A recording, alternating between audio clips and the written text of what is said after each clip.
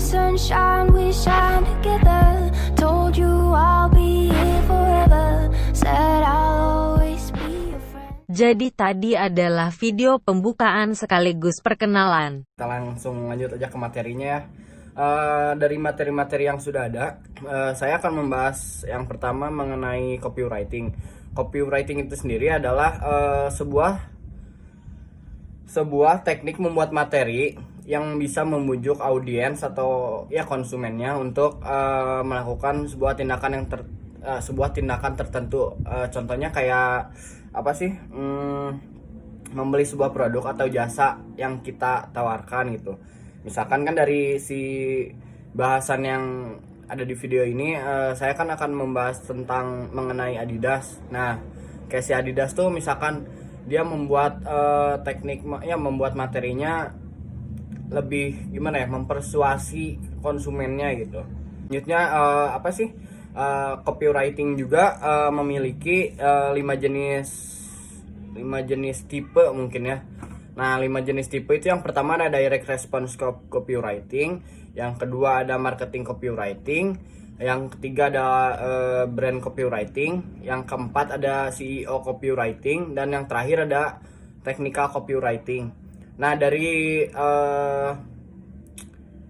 dari jenis-jenis copywriting yang ada tersebut, menurut saya yang paling cocok bagi perusahaan Adidas ada yang brand copywriting ya. Karena brand copywriting itu sendiri merupakan copywriting yang berfungsi untuk menyampaikan citra dan identitas brand. Nah, terus selain itu kayak brand copywriting tuh kayak punya slogan atau tagline itu yang berisi dari 3 atau 5 kata. Nah, cuman ya misalkan contohnya kalau misalkan Nike itu kayak just do it, nah kayak gitu-gitu ya.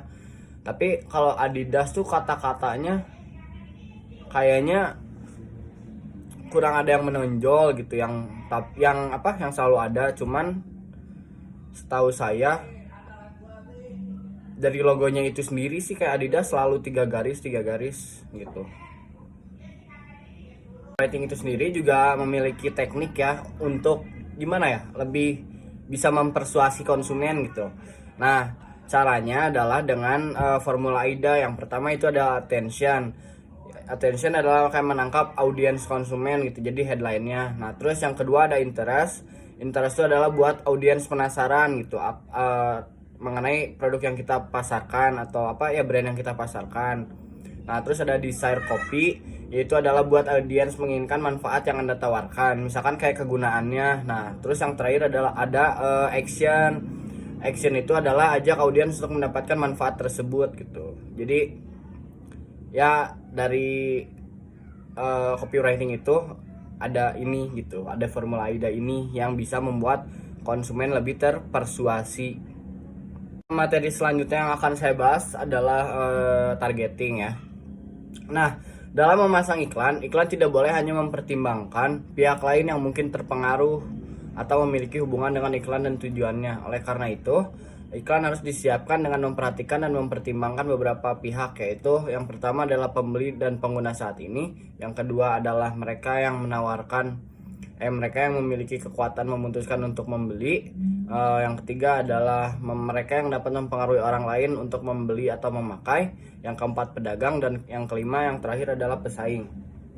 Nah, langkah targeting iklan itu yang pertama adalah target market berdasarkan demografi atau wilayah dan jumlah hari tayang iklan. Ya kayak misalkan mau ditayangkannya hari apa gitu, pemilihannya kan, misalkan terus pemilihan jamnya juga, misalkan Senin pagi sampai Jumat malam misalkan dari waktunya. Nah, terus target market berdasarkan jenis kelamin. Nah, di sini juga nggak bisa kayak di gimana ya? Ya bisa-bisa aja gitu dicampurin, soalnya kan gimana sih barangnya juga gitu yang kita pasarkan. Nah, misalkan bentar ya, saya cari dulu contohnya. Nah, kita lanjut ya. Misalkan dari si contohnya kayak di foto ini ya, misalkan. Nah, bisa dilihat. Nah, kayak di foto itu misalkan kan kayak si baju buat latihannya gitu kan, yang itu yang merek Adidas gitu.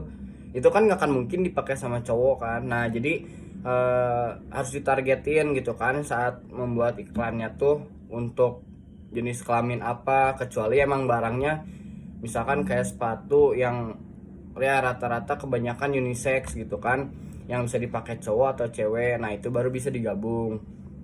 Yang ketiga dari si langkah targeting itu, yang ketiga adalah target market berdasarkan behavior.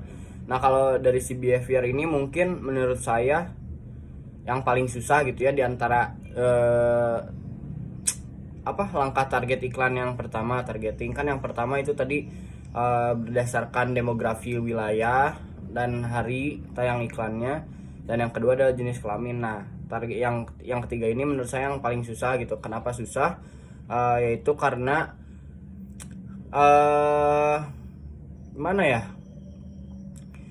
dari si yang ketiga ini memerlukan analisa khusus tersendiri dengan menggunakan metode promosi yang sesuai dengan media habits konsumen, seperti misalnya apakah mereka termasuk konsumen tradisional atau digital gitu kan.